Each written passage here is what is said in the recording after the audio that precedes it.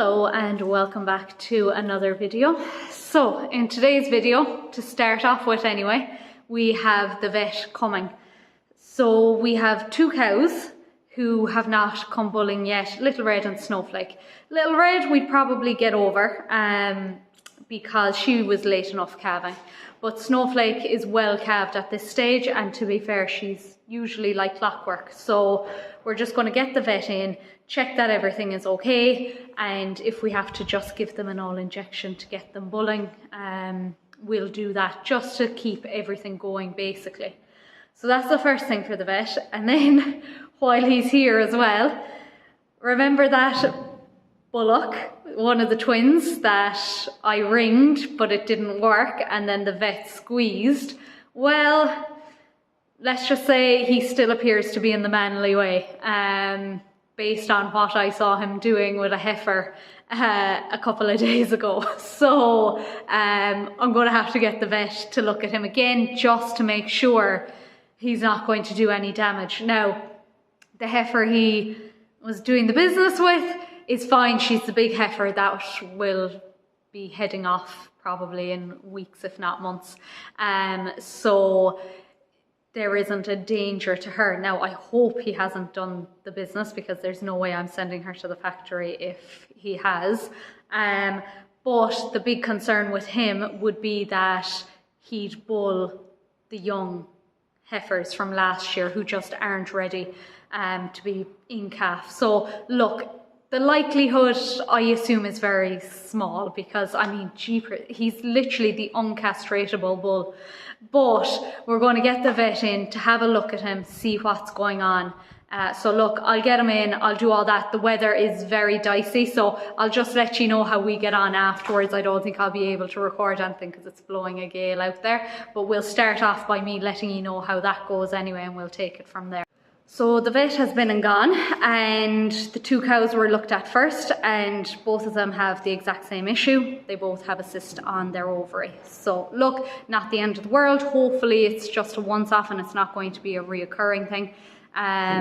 But basically when they have a cyst on the ovary, it just impacts the hormones and it blocks them from coming into heat altogether. So he gave each of them a jab.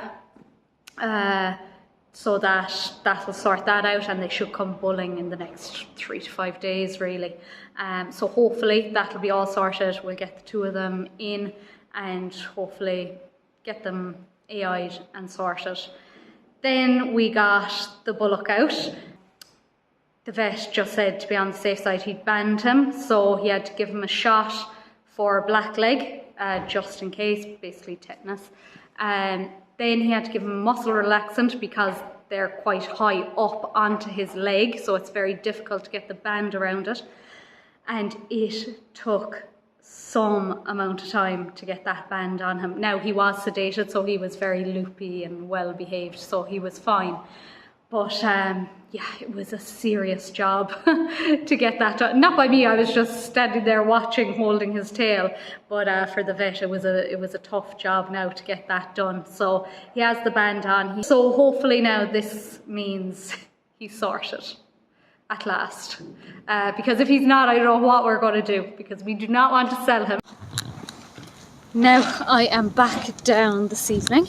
Hopefully you can hear me. The weather was definitely supposed to be better than what it has been, but anyway, it's dry, that's the main thing. But we have not one cow but two cows bulling, so it's great. The injection did its job. So Little Red was bulling this morning. I spotted her when I was going to work, and Dad had actually already spotted her at that stage. And then when I was coming home from work, I spotted Snowflake bulling.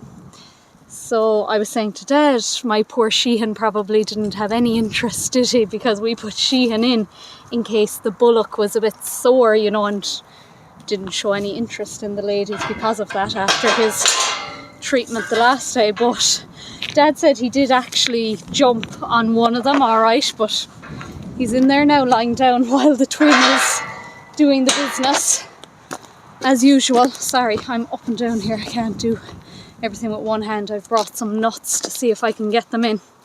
But the plan now anyway is to get them all in, separate Little Red from them, and then we'll get her sorted this evening, leave her in overnight, and then I'll get Snowflake in tomorrow morning, leave Little Red out, all before work. So that's going to be a lovely early start. And sure, they're all coming to me now except for Little Red. Isn't that always the way? Come on, girl. Snowflake's leading the way. I'm gonna have to go up and get her, aren't I? Isn't that always the way? I hope she didn't hurt herself with all that carry on now. Come on, Little Red. She's coming. She's coming. Maybe I can keep them all coming now. Oh, come on. There's my man Sheehan. How's my boy? Come on.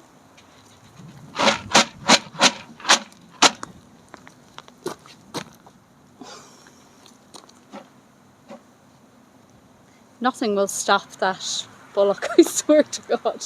It's like it's meant to be for him or something. Oh, I'm going to have to go and drive them out. I'll put these nuts away and go running. I'll leave the camera in the shed for when they do get in.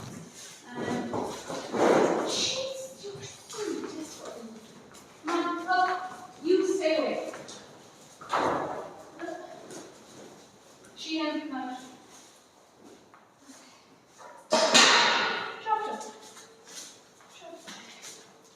I'll open the gate for you guys, just wait a minute. Or do you want to come?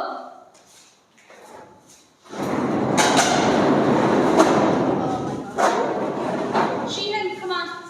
Will you come on, please? Come on.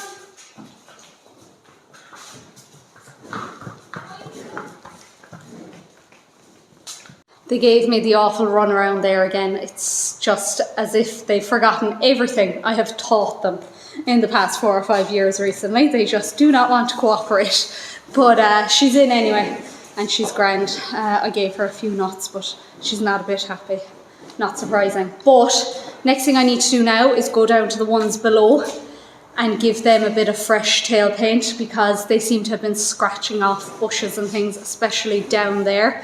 They've so much to be scratching off, and I noticed yesterday that the paint was a bit lighter. Norma is past her time by about 4 days. I think we're good to go there, I hope. Obviously, again, we'll check her in another 3 weeks, and after that then we should be safe enough. Then we have the next 2 in quick succession, and then another 1. So I just want to make sure that their tail paint is all fresh, because down there it's difficult to see them, and at least then if I know it's all gone, I'll know what they've been up to. So what I do is I fill a bucket of nuts and I bring it down and I put the nuts in front of their head and I paint their tail to distract them. I'm going to show you this one's tail, because this is what it looks like when they have been bulling. There is just no paint at all. I'll show you here now if she lets me. Of course she doesn't want to show it there now, but you can see there is not a flicker of paint on her. That's her C-section scar there. It's always very prominent in the summertime, but she does not have a single fleck of green paint. Sure you don't. You need to relax, pet. That's her calf there. She's coming on okay now, in fairness. She's slow enough to get going, but stone wild, like absolutely crazy. Fresh paint. You're all right.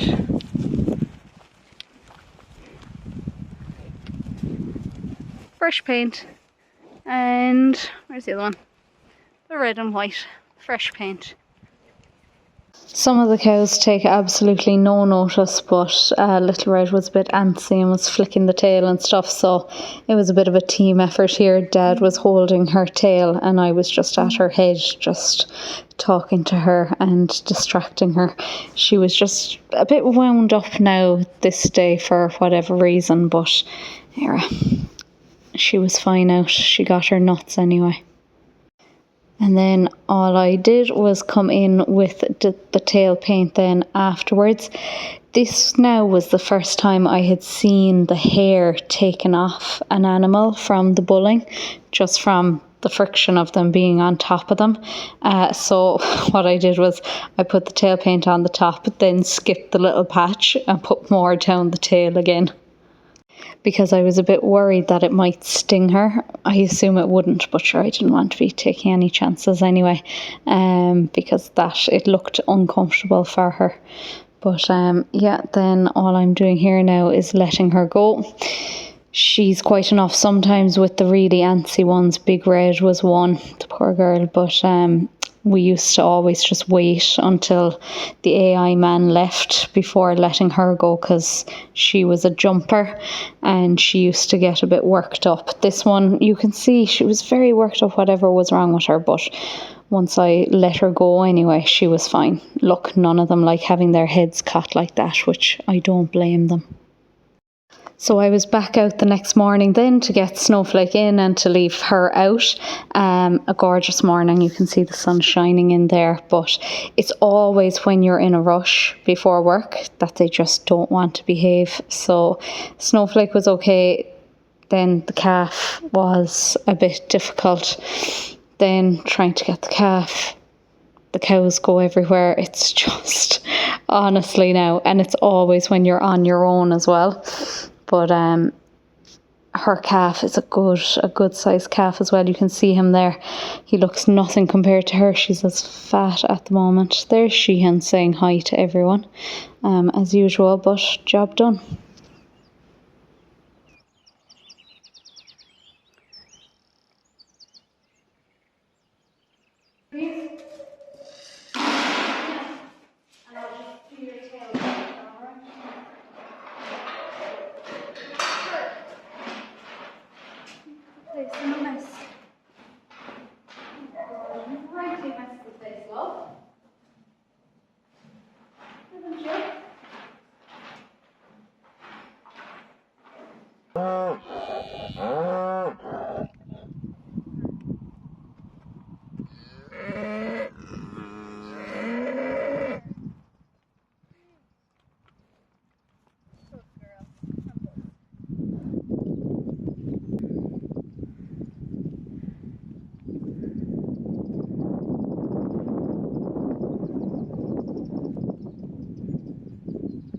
Now, just after letting Snowflake out there, I'm down here with the cows.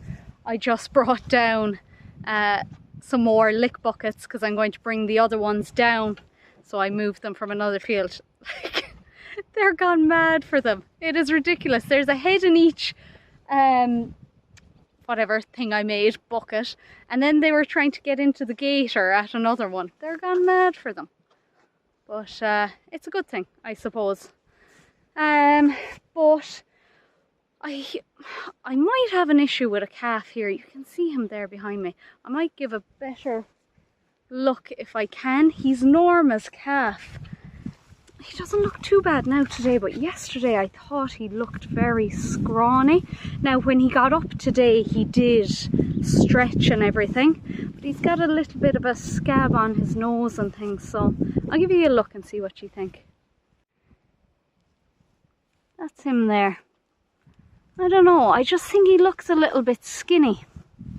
Might be nothing, but I mean he seems lively enough and he's not quiet enough to let me go too close to him or anything, but I don't know, his eyes look okay as well I think, but I don't know, do you think he looks a bit skinny? Yeah, so he's Norma's calf and Norma only has 3/4 now, so I'm wondering is she starting to struggle for milk, but then I look at her and she looks like she's okay. I hope she's okay because we think she's in calf anyway. She should be in calf, so I hope everything is okay there. Maybe it's nothing, but he's just not half the calf that Michelle's calf is. And I'm going to try and show you her here now, but I mean, honest to God, it's like a bunch of Irish people at a free bar here now at the moment with these lick buckets. I'll show you her, she's here. You are a good calf, miss. You are, to be fair to you, you're a fine animal. That's the two of them there now.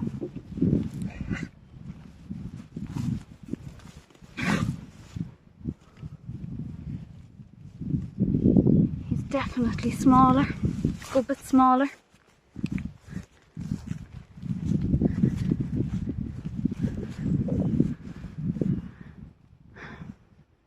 She's definitely a better animal, just looking at the two of them together there now. But he does seem happy enough, so maybe I'm just being a bit harsh on the poor lad. Norma's calves are never amazing to start with, so hopefully he'll come along. But that's the best calf Michelle ever had, for sure it is. Maybe she's turning into a good cow after all. Now, just to give a bit of an update on the reseed, that's it there. Now, this is the Instagram side of it, as people would say. This is the good looking side. I will show you all of it, but it's definitely coming along. Today is really hot, which is great, and it's good for it, and we've some rain coming in a couple of days now as well. You can see the couple of patches there maybe, but it is getting better every single day. There's less and less patches every single day. So I'll go down to the bad side though, because there is actually a side that just, it hasn't really taken so well. So here is the other side. Again, it's definitely better than it was. I was a bit worried this time, even last week.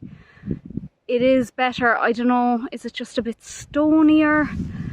Or Dad feels that the soil is very dry down this side of it, so maybe that's it. Maybe the bit of rain now will do it good, because we haven't had a whole lot of rain down here, which is surprising. But yeah, just a bit slower, but look, we're getting there. We are getting there. I just went to have a look at the grass situation just while I'm down here, and there is so much grass down here, but they're not going to eat a lot of it, unfortunately, because it's just gone too strong. This is pretty much the only place that we have loads of grass. To be honest, it's slowed down massively in the last 2 weeks.